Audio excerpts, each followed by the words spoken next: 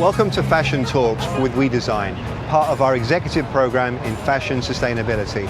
My guest this week is a world leader in fashion sustainability, Eva Kruse, the founder, CEO, and spiritual leader of the Copenhagen Fashion Summit, and so much more.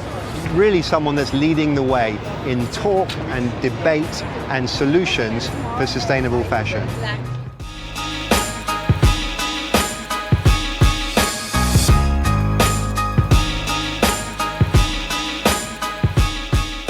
Welcome to We Design's executive program in sustainable fashion. As you know, if you're watching this live, we gladly take your questions after this interview is over. You just post your questions on WeChat and we will get back to you. We're here today with Eva Kruse, who is also the CEO of Global Fashion Agenda and the yearly Copenhagen Fashion Summit. Very welcome, Eva. Thank you so much. So I thought we'd start talking about Global Fashion Agenda because some of the viewers probably don't know quite what you do. What is Global Fashion Agenda? What do you do? Yeah, I mean, we're a non-profit organization based in Copenhagen, but with a global team and an entirely global agenda.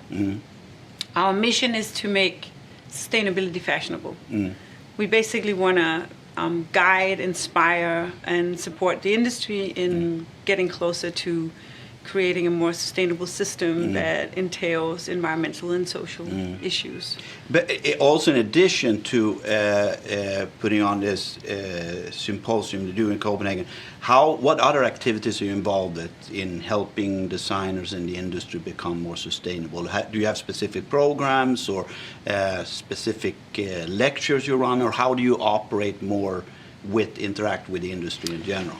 Yeah, well, we do it in different ways. So you're mentioning the Copenhagen Fashion Summit, which takes place. It's only one thing. It's once a year, and it's the world's biggest convening of industry leaders from all over the world meeting, once a year in Copenhagen to discuss how we move things forward.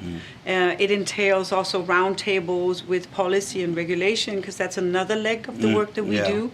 We have a division of our team that works only on trying to get the right policy in place with regulation, because there's a lot of companies in our industry that are already moving towards sustainability and implementing different practices themselves.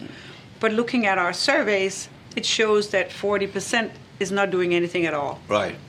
We don't know what the grounds for each of their reasons for not working yet, but we do think that if they don't act on their own, they need to be supported or forced, you could say, by the right regulation in place. So that's another part of what we do. During the summits, we also have something called the Innovation Forum, where we exhibit, you could say, some of the best solution providers out there. And it's actually a really big and exciting field.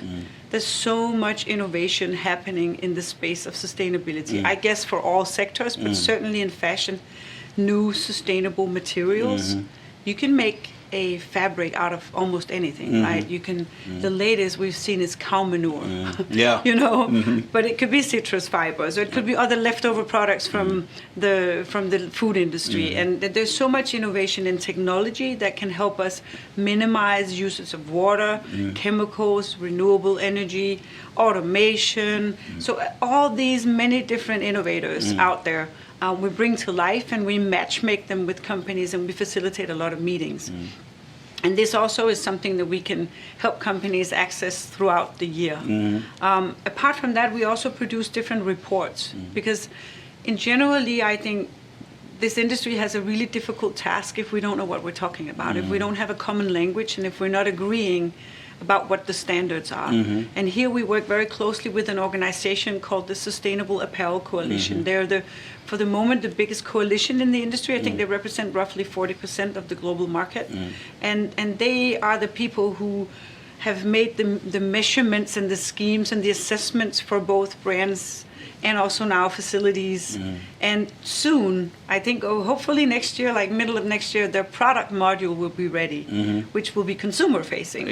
For us as a consumer, when we buy a product, we can then see how it scores. And the reason it's been underway, I think, for 8 years or something, and you think, what can take eight years, but it's super, super complex to evaluate exactly, a product sustainability. I mean, is it organic cotton, but what about the water consumption that is the same as in conventional cotton, even though it's less pesticides? What about the dyeing processes? What about the transportation? What about the energy use? And then there's all the social implications. How do you measure that and box that into something that then make the consumer able to score products differently and actually see this? But this is going to help tremendously. So with SAC, we're collecting their current data and crunching that, and we're coming out with a score that tells us how the global fashion industry is progressing on sustainability. So we have a report that everybody can find online.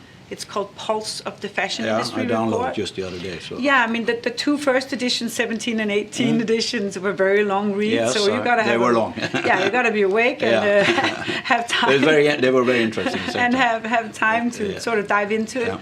The latest one we did in 19 is more of an update and a little bit more of an easy read. And I think actually our lens is always to see how can we make this into something that's actually comprehensible for a broader audience? But so that you don't need to be a sustainability expert to approach this field, because it's so technical and it's so complex.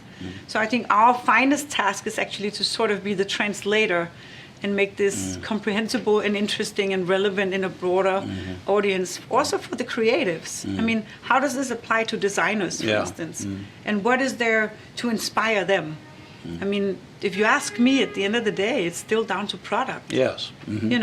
I don't believe in sustainable fashion if it isn't the beautiful. Right product, if it isn't a beautiful, attractive product. I mean, consumers, they don't buy fashion to save the world, right?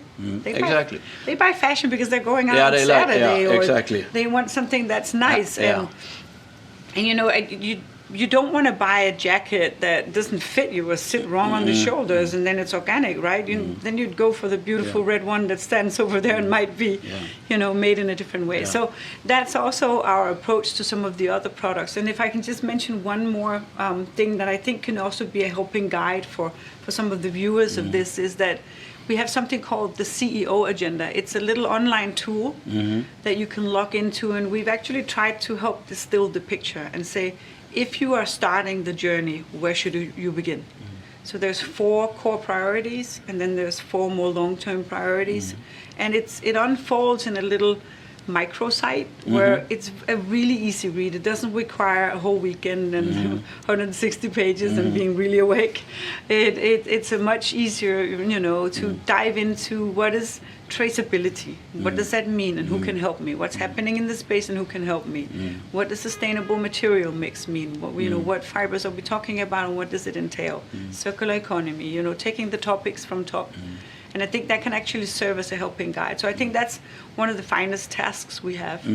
But right now, where we're sitting here in New York, I'm here because we're also meeting with the industry, having lots of meetings, but also hosting something that we call media masterclasses. So we actually also try to have a conversation with media about how do they report on this? How do they make it comprehensible for consumers, the wider audience? Because at the end of the day, I mean, of course, the industry has to change, but we all have to change. We're looking at a world where we are exceeding the planetary boundaries. We know we're already over-abusing natural resources. There's 1 billion people on the planet that don't have access to clean drinking water. I mean, 17 to 20% of all wastewater is coming from textile production.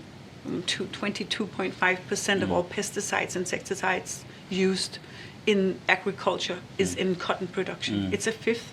And I don't think that people sometimes understand the implication of how big this industry is on the planet, also in natural resources, even just in agriculture and deforestation, biodiversity loss. 35% of microfibers in the oceans come from textile fibers. And if they are made of synthetic fibers, they won't degrade. They'll end up inside the fish and eventually inside you and I. So the implications of fashion is huge, and we certainly think the industry should change. But this won't happen if individuals also don't change some of their behavior.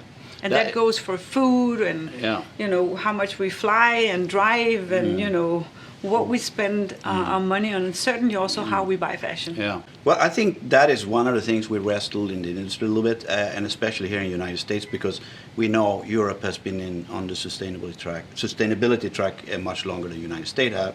And right now, I think the biggest change that I've seen in the behavior has come the last 5 years. So now it seems to be friends in the industry catching up a little bit with sustainability. And I think the biggest question mark companies have is, I want to change, but how does the consumer change? Mm-hmm. So what you mentioned is the information we need to distribute about sustainability is also incredibly important, because it's also a little bit of changing a consumer behavior pattern. For sure. Yeah. I mean, we know that if we move consumers, we move the money, you move the industry, right? I do, however, think, our lens or our theory of change is that it's the industry that needs to change first. That we need to, encourage the brands to change their business model and to provide a sustainable choice that is equally desirable to the consumer. Because, like we spoke of before, consumers won't do this to change the world. Fashion is not a changing the world parameter. We do see younger generations nowadays also being, only wanting to buy secondhand or even stop shopping. And I do think that everybody should boycott Black Friday and what's it called, Singles Night in China or something. I mean that's something that the devil must have created. Because the race to the bottom on price, and I don't oppose that fashion shouldn't also be affordable. And we do appreciate that most people on the planet don't have the pocket to buy Burberry or whatever luxury brands out there. So there has to be an affordable choice on the shelves, and that is possible to create. But the race to the bottom and people not understanding why things cost what they cost.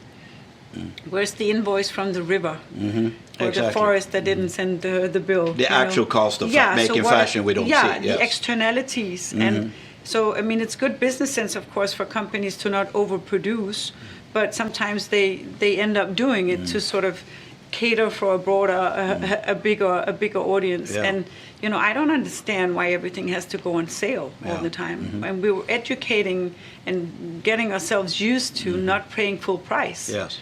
And full price costs something also for the planet. Yes. So there has to be a conversation about that.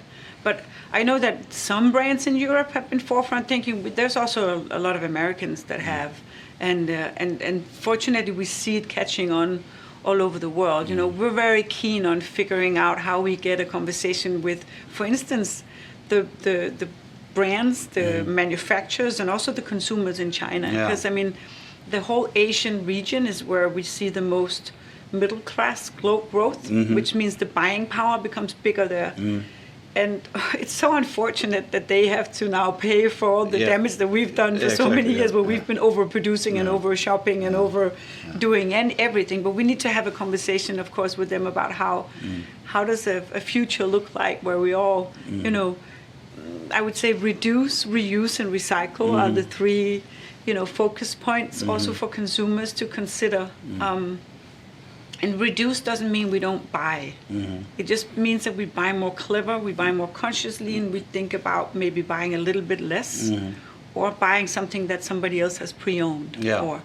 And the reuse is actually it's one of the most interesting concepts of the time, because if we can actually use what is already made, that really saves the planet. And then people still have new clothes in their wardrobe, right? And we see these concepts popping up. And there's several of them also in China, Y Closet and others, that are, emerging with platforms where consumers can sell stuff that they have loved to somebody else who will then treasure it. And we also see the commercial brands actually tapping into this, and that's good business sense. If you can sell the same T-shirt 5 times, why not?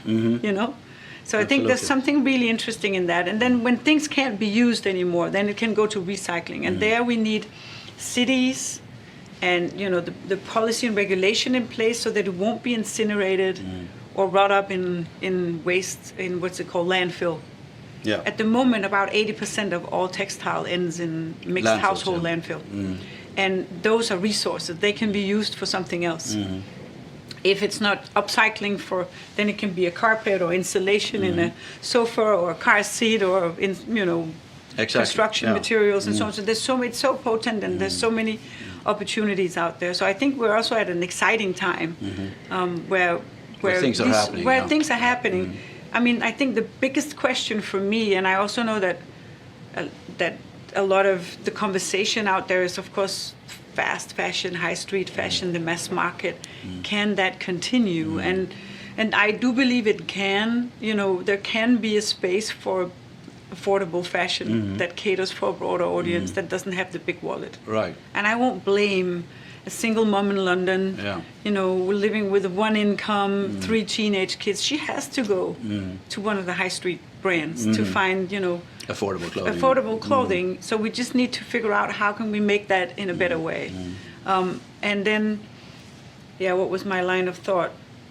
No, then there's the business model. So the take, make, and dispose business model that has served this industry well for more than 100 years can't continue. Right. Our surveys show that the projection growth gives fashion an 80% increase, 81% increase actually towards 2030. And if we're already today using 1.5 planet to do what we're doing, you know, that's going to be impossible. Yeah. So the business model as we know it today simply cannot continue. But I think that's not just for fashion. No. And that's why some of the conversations at the moment are like, is this going to be the collapse of capitalism? Yeah. What does the future look like if we can't continue producing and using the way we do? And I'm sure that there will be discussions, but also new innovative models. I think circular economy probably is one of the best suggestions for a new economies model for societies. The problem is still that the gap between it in theory and in practice is still too wide. You are definitely a veteran in this field. Excuse me using the expression, but although I'm very good. You celebrate now 10-year anniversary. So I would like to ask you two questions.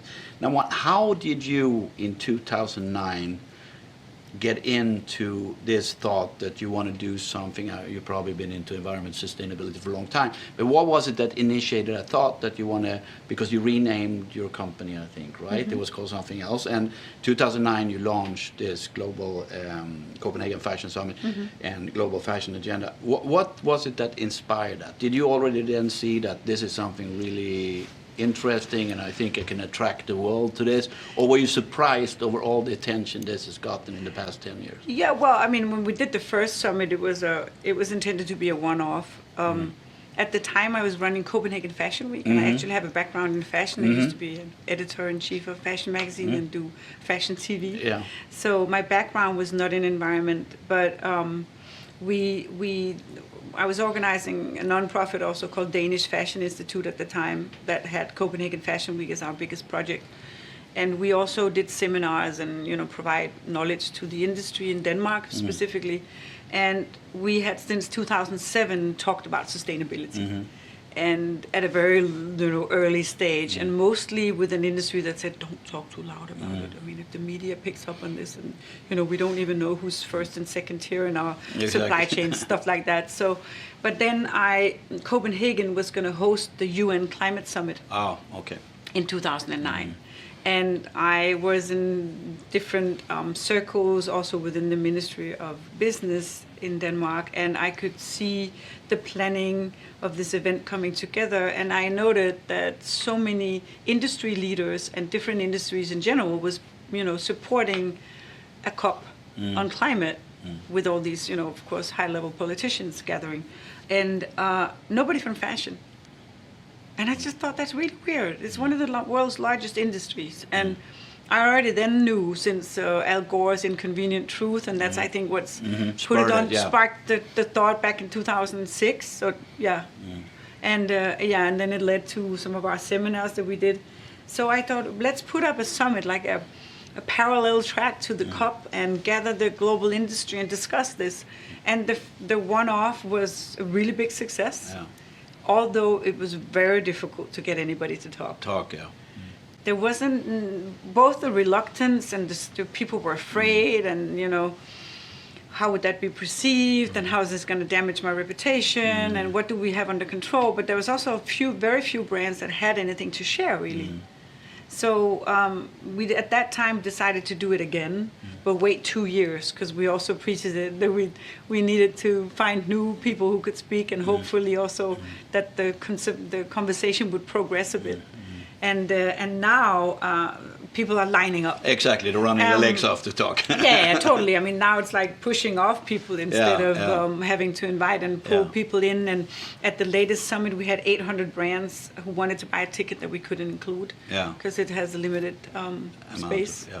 And when you look back on this past decade here, what do you feel is the major accomplishments? Well, I think for one thing, it certainly feels like it's catched on as a theme. So now it's top of the agenda for, I mean, almost any board with respect for themselves in the industry. All the big players certainly know that they need to address this. The sustainability department is a much more integrated strategic team in the companies now, in many of the companies at least. Whereas back in 2009, it was like, if they even had one, it would be like a separate, sometimes almost in a different building to the company. So it's a much more integrated conversation, and the innovations and the progress of many companies' achievements has certainly proven. And I also feel that we're at a stage where everybody is aware that this needs a collaborative effort. There's so much one company can do on their own, but most of it they need to do in a collaborative space. And that has served us very well in terms of creating a non-competitive environment where people really are sharing, and the willingness to open up, and also the willingness to talk about what's difficult and what we don't know and how we are not sure how we're going to achieve targets, I think has changed a lot. On the other hand, when I look at it, it's simply not going fast enough. And if I think we have to 2030 to reach the Sustainable Development Goals, the Paris Agreement of 1.5 degrees, 1.5 degrees in increase in temperature. I mean, the pace is simply not picking up fast enough. And therefore, I certainly call upon the leaders in the industry for more pace, more action. It needs urgent attention, but also to think more bold. If we only play by what we know right now, like, and it's not to criticize all these great initiatives, but if we only look at how we minimize water or uses of chemicals, or implement some circular fibers, and look at sustainable materials that we can put in the collections, that won't drive it. We do need some people who are daring and bold enough to actually question the business model. And we need a conversation about how much and how much more and in what way. At a much bigger level. And then we simply also need the policy side to step into the game. And it's sort of, fashion is quite unregulated. And probably because, cars are very regulated because it's about safety, food is because it's also a health issue. And stuff. Even the beauty industry is more regulated because of chemicals and ingredients. But we wrap ourselves up in this. Our skin is the biggest organ we have, right? So we certainly need to get policy to help us also accelerate pace of this. The latest proclamation from France about no incineration, why don't we have that everywhere? It's a no-brainer in a sense. And then when I talk to Danish politicians, they say a lot of our energy is made from really efficient incineration plants, actually. But we do need to consider, on a global scale, we need politicians to help put price on water, make systems for circularity. What do we do with all the textile waste? At the moment in Denmark, I don't have a bin for it. I have a bin for almost anything. But no textile. No textile. It ends up in the regular trash, and then it just ends in landfill. So I'm an optimist at heart, and I do really feel that there's progress, and that it certainly has been catching on as a topic. But I'm also concerned whether we're going to make it in time. So am I. As we talk about that, one of the things that baffle, I think, the industry a little bit is you want to implement a sustainability strategy in the company, and of course the struggle is first profitability and the impact it has on your margins and all those things. But then the second struggle is, how do I actually go about measuring what I am today, and how do I set a goal in the future and how do I get there? And one thing I found is there's a lot of information. When I started research this many years ago, I found so many different sources, so many different points of view, etc. It seems that we lack a unified voice when it comes to all these measurements, because in fashion we're very used to measure quality of garments in very exact scientific ways. So is the Sustainable Apparel Coalition working on something that will allow companies much easier to... Yeah, I think at the moment that certainly is the biggest coalition and the most unified, and I think that they have both the tools to score brands, but also the whole facility, the manufacturing side, and soon also products. So I would point to that as that should be the global assessment tool for everyone. But just to speak to the strategy thing and the profitability, I mean, we did the first Pulse of the Fashion Industry report we did looked at what would this gain for society to move into sustainability, and we showed that it had a huge impact on society, also financially, if the fashion industry was moving towards sustainability. And in the second report, we were looking at the individual company performance. And also there, we could show that it would raise a couple of points in their EBIT. So the choice about sustainability is not about whether it's going to cost me money. I mean, if you want to future-proof your business, you have to work with sustainability. I mean, regardless of how you think of it, or if you even get the concept, there will be a price to pay on water. There will be a price on resources that is unforeseen, and if you don't already now look at how you do things differently, you're out of business. So this is no longer like a choice or either or. I mean, it's more like how fast, and will I even catch that train? Will I be part of that journey? So we've proven that the business case is solid for sustainability, and we do appreciate that of course company leaders are still pursuing a growth model, but that's what I also think we need to start questioning. What does success look like if it isn't growth as we know it today? Which is consumption-based growth usually. And I mean every people, and especially in the public companies where they have shareholders and so on, I mean they're always pursuing growth and both revenue but turn and of course also the profits, growing market shares, but the planet simply can't continue doing that if it's based on the model that we know it now. I mean, here in the United States, we often hail Patagonia as being a golden example. I think what strikes me so unusual with this company is the passion of the CEO. So I always say, if you want to implement sustainability, you need to give sustainability a seat at the table in every discussion. And how do you find when you go and talk to the giants of the industry, how do they tackle these issues? Are they really committed in turning the company around into fully sustainable business? Or are they more like, we have a 10-year plan in place, we're going to start X, Y, and Z? Is that what you think is moving too slowly, that the industry is dragging their feet a little bit? I think for the vast majority that's the case. I think even those who come to the summits and they're hugely inspired, they leave, they fly home, and then it's Monday. And then, every day business and quarterly reports and whatever hits you like a train, right? So where did all that inspiration go? So I think unfortunately that's probably what's happening for most, that they sort of need an awakening to really get it. But there are some out there that really gets it. And some of those who sit on our steering committee, we have a number of the biggest players in the industry who are certainly some of the most forefront thinking in this and most ambitious. And they help us guide, how far and how hard we can push the industry to not lose them. Because we also appreciate that we need to get people involved. And we need to make entry levels for those companies who are, who are maybe not, in the capacity where they have a full sustainability team. In place who can take over and make those turnarounds for them.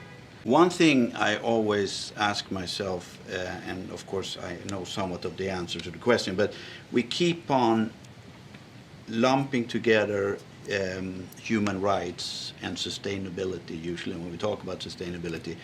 And do you think we're doing human rights a disfavor by connecting it with sustainability and thereby not getting close enough attention to issues that we had in Bangladesh, for instance, etc.? Do you feel like it's right or wrong to connect these two things? It's a good question. I never thought of that if we were not doing it a favor. Yeah. Yeah, you could be right in a sense, because it seems like often that we need, when we talk about sustainability, the perception is that it's environmental sustainability. And also because climate is filling up so much of the airtime for us at the moment. And it's something that, it's a concept that has been picked up by the broader audience, right?